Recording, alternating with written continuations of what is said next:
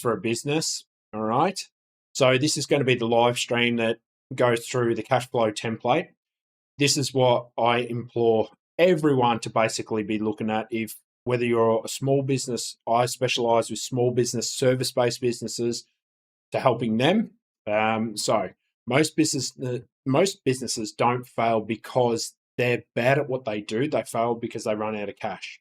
You can actually be profitable and still run out of cash. And I know some people in there maybe new to the business, maybe they've started their own venture. They think, okay, well, I can make this much profit. It's really understanding that, okay, I can make this much profit, yes, but how quickly can I get that cash? Like a massive thing is, if anyone knows in the narcotics space, the reason those guys always go down is because the governments have been fantastic at stopping the money. When you stop the money, you stop a business. It doesn't matter if they're doing everything for a profit on paper. As soon as you stop the funds, that's it. All right. So what I'm going to be walking you through today is basically a cash flow template that I've set up. It's completely free, so you can go and get it. Just jump on my website. And for those of you that don't know who I am, we bring it over to this. Ronald Osborne, award-winning international business coach, yada, yada, yada.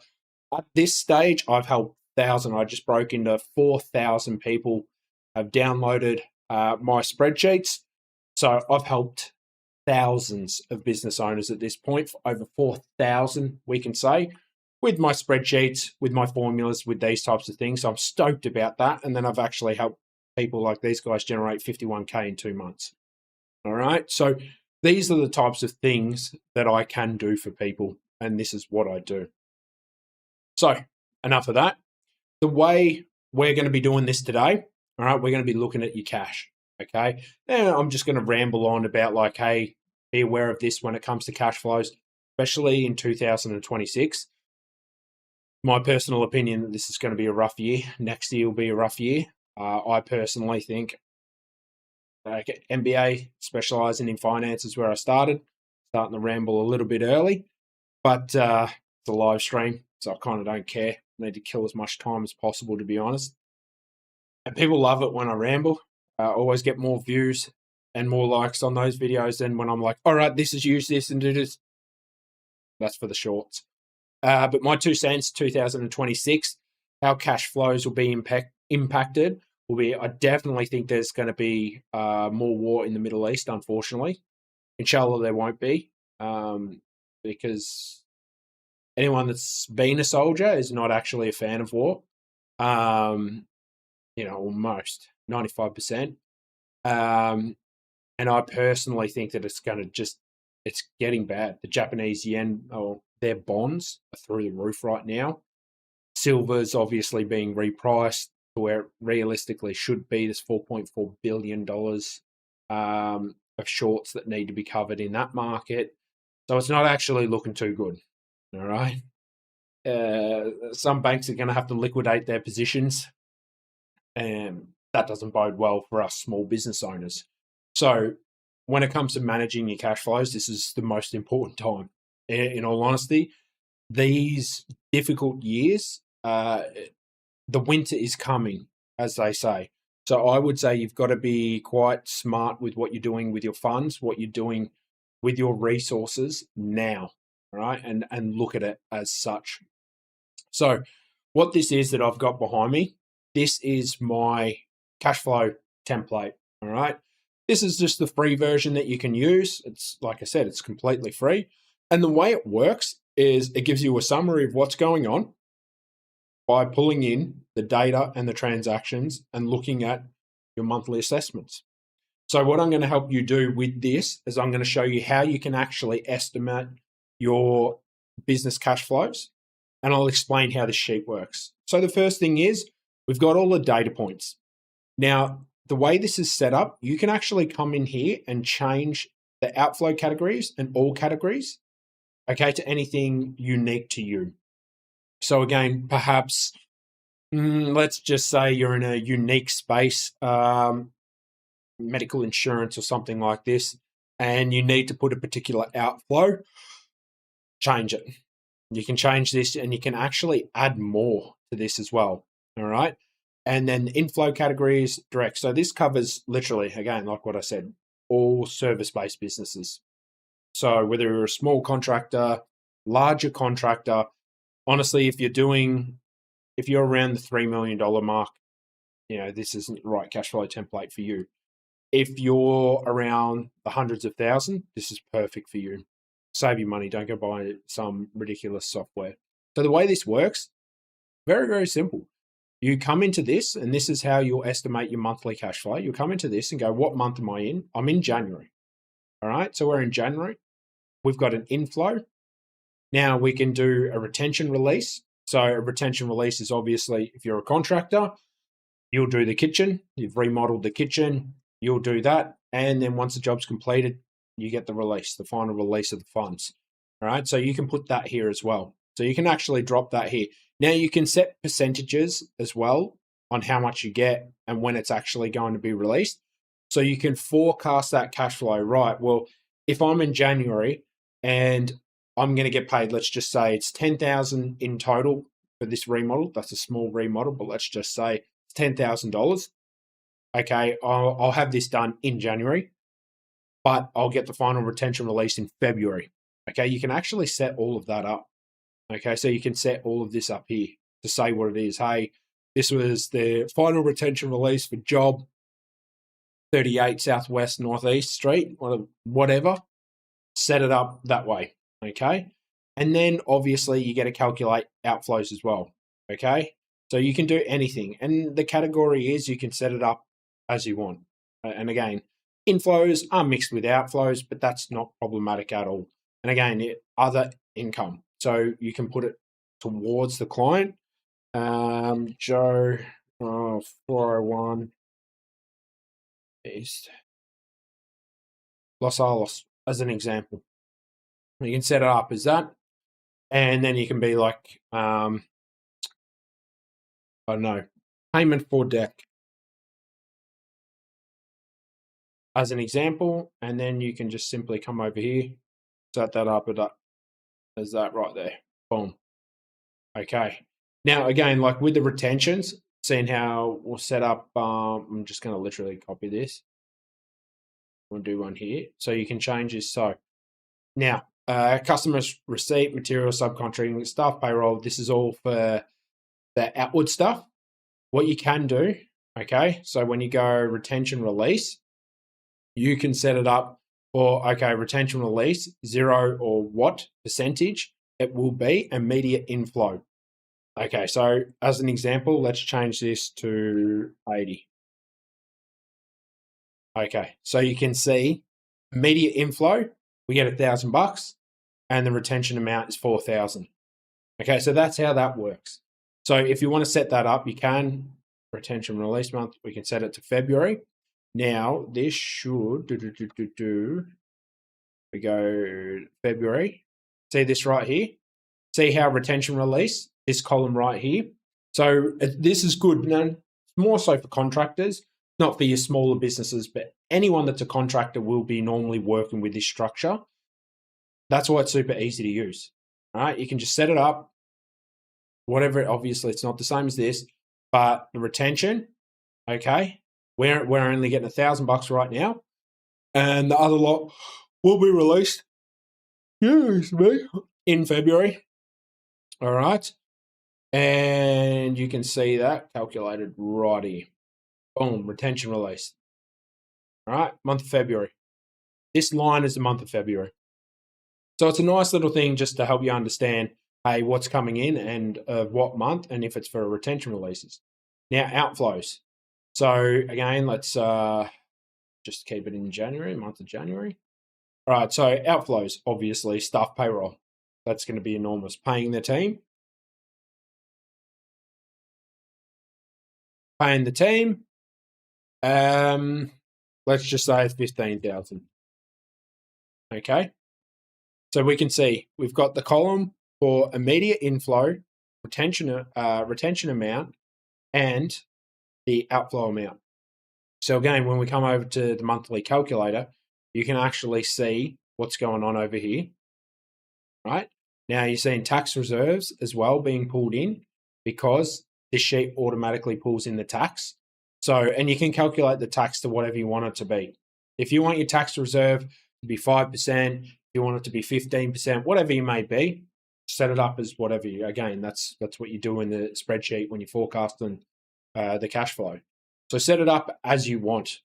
But the main thing is you get to actually be unique with it and see where your money's going. So on the dashboard, we haven't completed it, but on the dashboard, it'll show here's our inflows, here's our outflows, here's our net cash.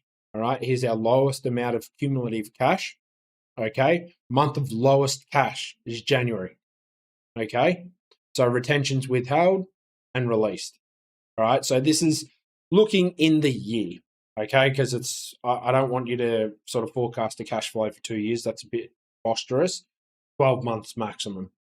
12 months maximum. And in my honest opinion, don't do a forecast of cash flows unless you've got at least 6 months of data behind you, because then you're just getting too nitty gritty.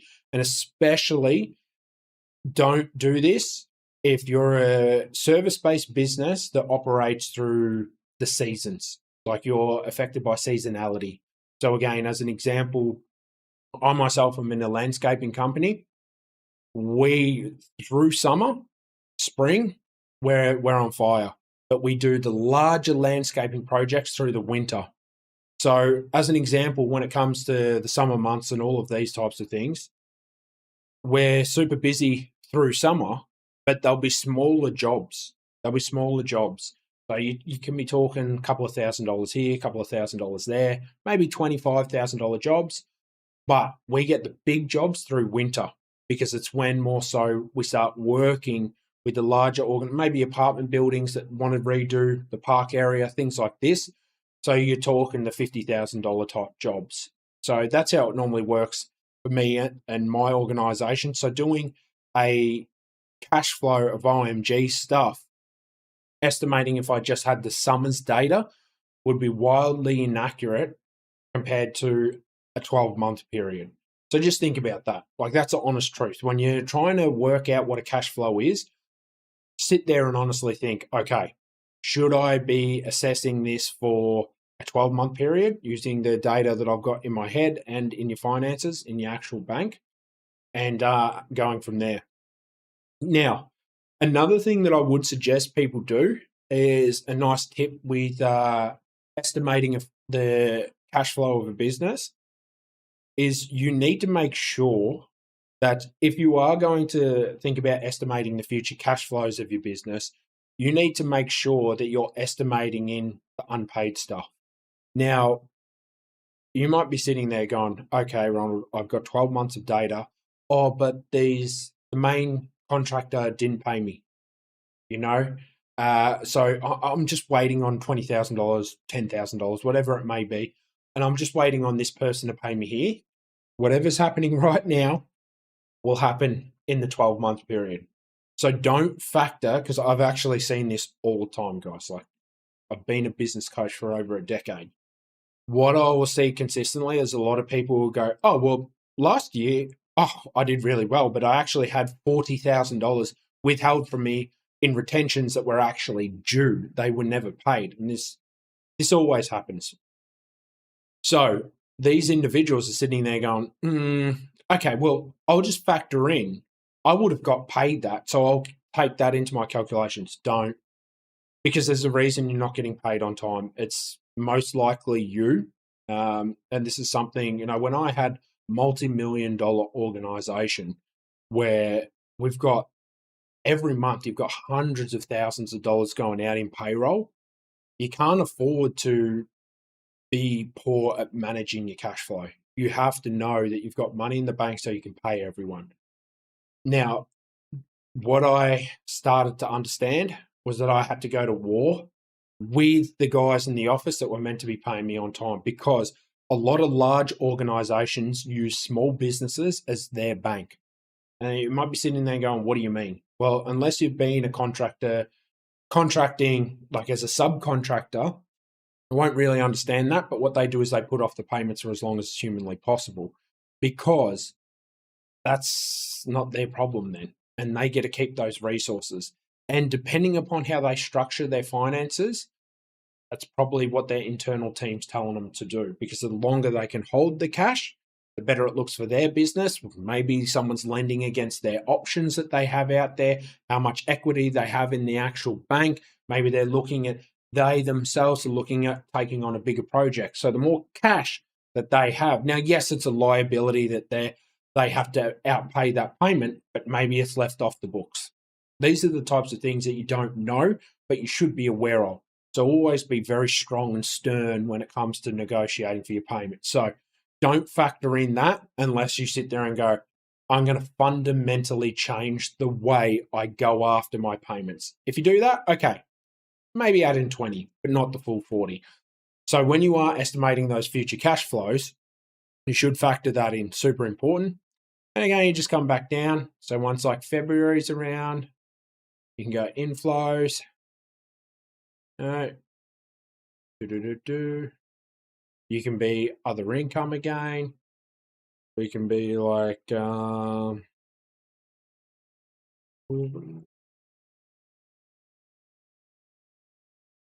right, pool construction, blah blah blah, for whatever job you're doing, Miami Beach, yada yada yada. Set it up like so. And again, depending upon how much you want, just say it's 50. You can set up the retention and release to be done in June, as an example. All right. Just as an example, but this is how you can estimate the cash flows really easy. Like, this is not a hard thing to be doing. I would honestly recommend that. G'day, mate. Yeah, I would honestly recommend that you just go about it by setting up however you want to do it, but just document it. Some other things, I could try and think of some other tips and tricks. Let me get up my notes here. I'll try and think of get up some notes on some nice yeah,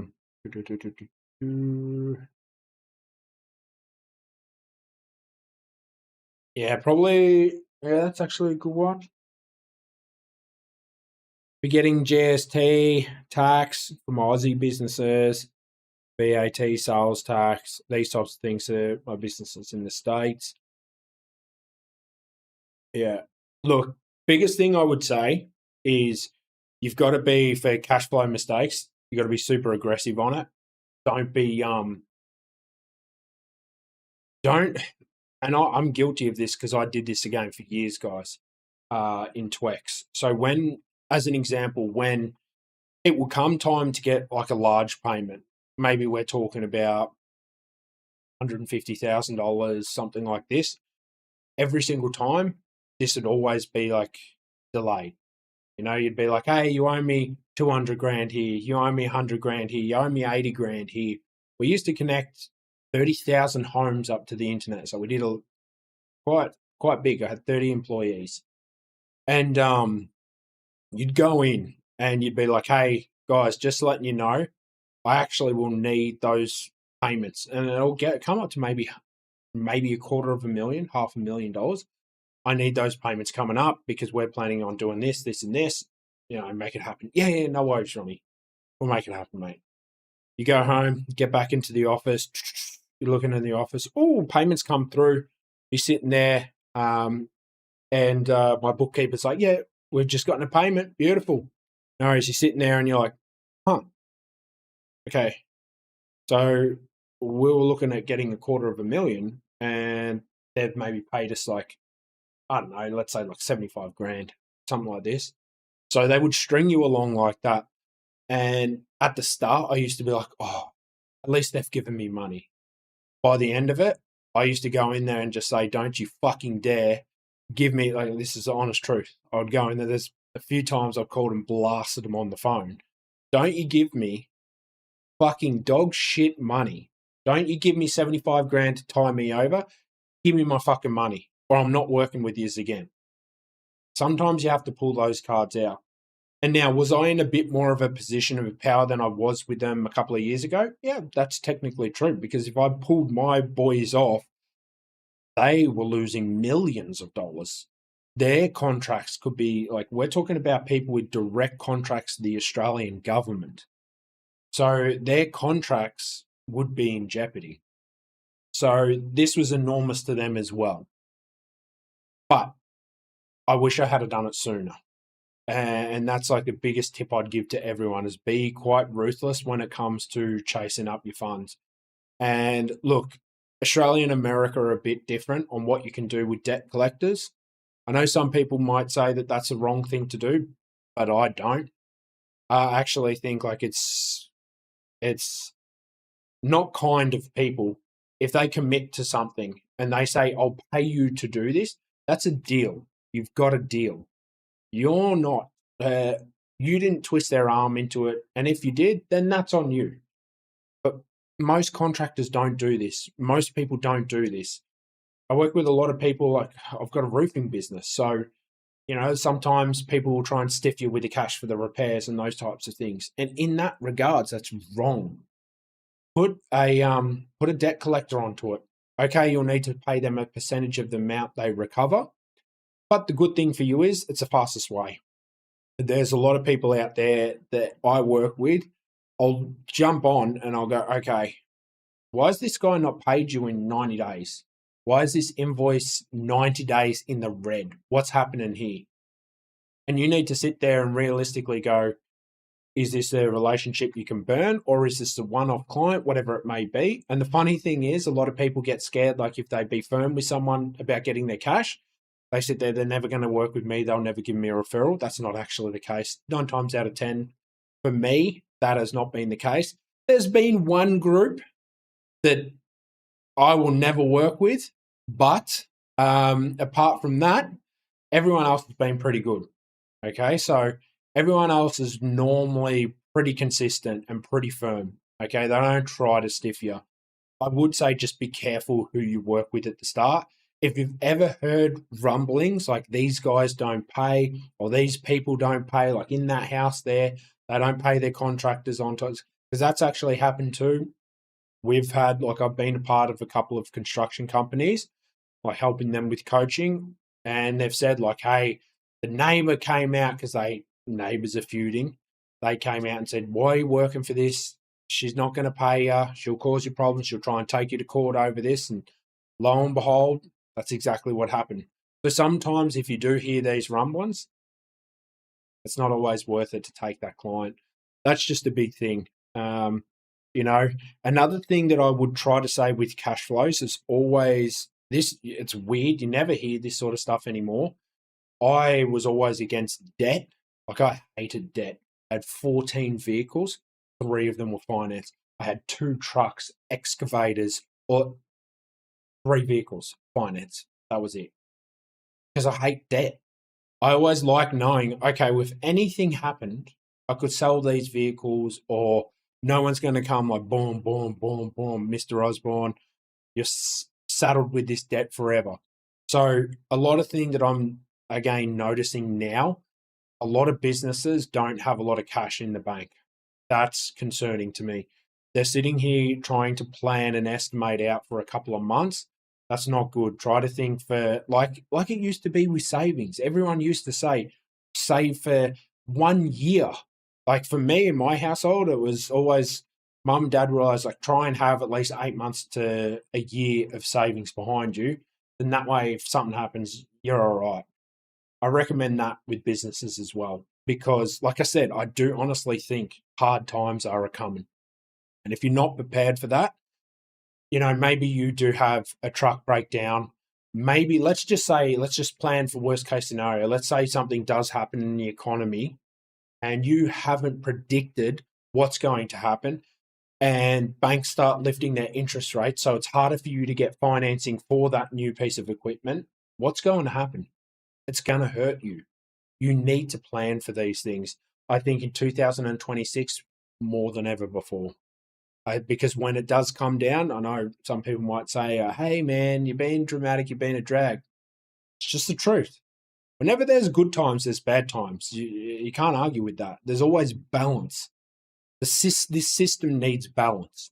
Right now, there's not a lot of balance. So That's why I've made this video today. It's like, hey, this is how you can set up and predict your future cash flows, because you need to sit there and be like, hey, I want an actual estimate. I want to understand what's going on. I want protection for myself and my company in the future. So don't muck around. Don't do anything that's silly. Have some funds in the bank. All right. Look, some warning signs. Okay, some warning signs that your cash flow is in trouble. You're always checking the bank balance. That's a big one, obviously. You're asking clients for early payments. If you're doing that, you've got to seek help for your business right away, because it's either you're in two situations. One, maybe you made a vital mistake with getting paid on time and maybe overextended yourself. Two, the other problem is for yourself, you've actually done something along the lines of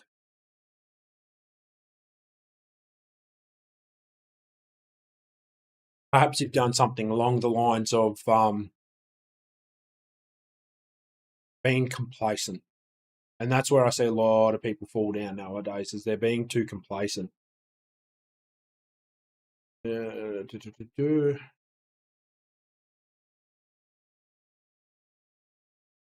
How often should you be updating this template? That's actually a good one. That's a ripper question. Look, all honesty, it depends on you. It depends how accurate you can be with forecasting your business cash flows. If you know, like for the month of January, you know you're going to be pretty good here. I say once a month, to be honest.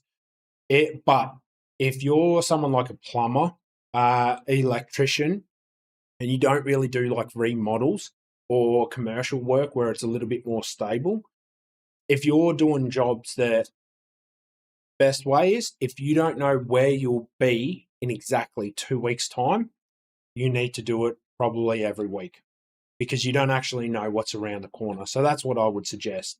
If you're someone that doesn't know where you'll be in 2 weeks' time, update it every week. If you're someone that knows where you'll be in 2 weeks' time, every month should be okay. So a couple of tips, this is actually a good one. I'll give you just a heap of tips. So best ways to help your cash flow: negotiate shorter payment terms. All right. Offer small discounts for early payments. Invoice immediately, not at the end of the month. Don't do that. Progress payments instead of lump sums. So help out people that are struggling to pay. Deposit upfront before starting. If you can do it, please do it. Chase overdue invoices within 3 days, not 30 days. Review the slow paying clients and if they're actually worth cutting. Negotiate longer payment terms with suppliers. That can help you a lot. Stagger big purchases across a couple of months. Build a cash reserve. All right, that's a super one. Have a line of credit as a backup as well. So make sure you've got that in the background.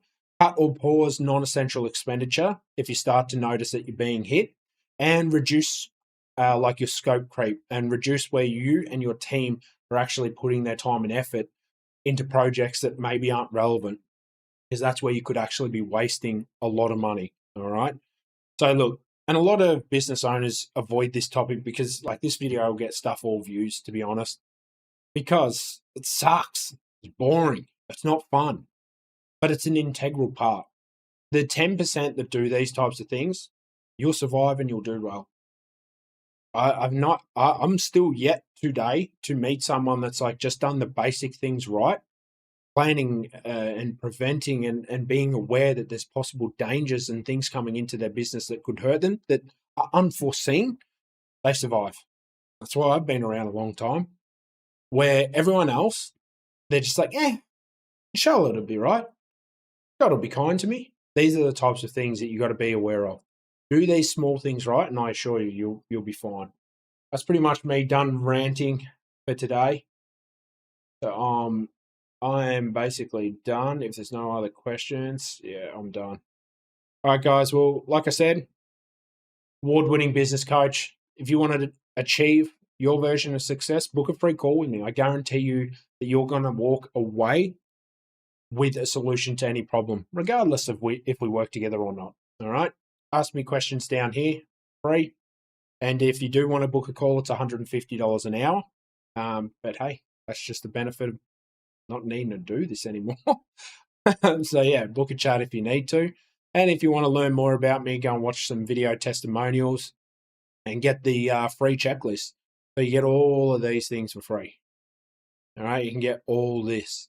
So free contractor quote template, lead generator, 250 business directory, Reddit scraper, brand monitoring tool, local competitor analysis tool, smart goals template, marketing ROI calculation. You get all that for free. So enjoy. Hope you've enjoyed it. Give a like, subscribe, and I'll see you legends around.